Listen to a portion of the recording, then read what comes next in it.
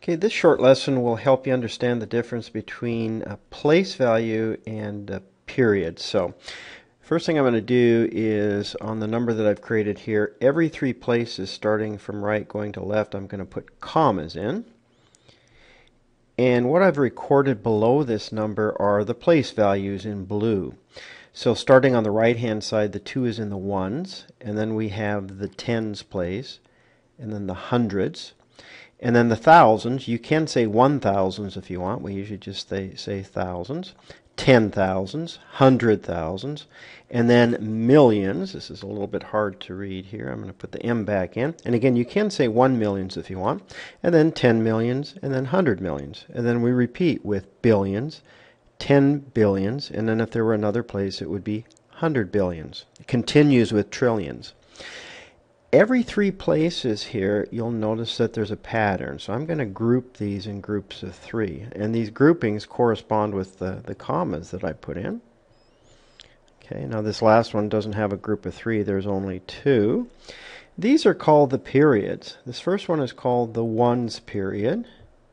The second group is called the thousands period. The third group is called the millions.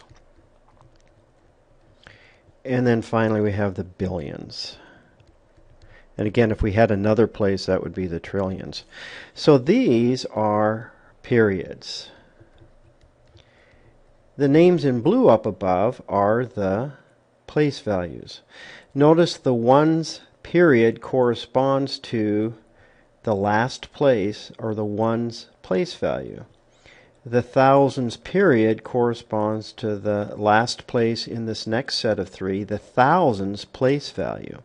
Same with the millions. We have the millions period, and then the third place, the last place in that group of 3, is the millions place value. So let's just look at an example. Let's take this 7. The 7 is in the thousands group, so we say that it's in the thousands period, but it has a place value of 10,000s. Let's look at another example. The 6 at the beginning here. It is in the billions period, but it's also in the billions place value. One more example. Let's look at the 5 down at the end. The 5 is in the ones period, but in the hundreds place. So when we write numbers, and let's write this out in words here, this number is going to be 26. Notice 26 has a hyphen in it. And then we actually put commas in. And then, whoops, I don't want to put the comma in yet. I want to name the period. That's the billions period. I'm going to change colors here to make it emphasized a little bit more. So 26 billion, then we put the comma.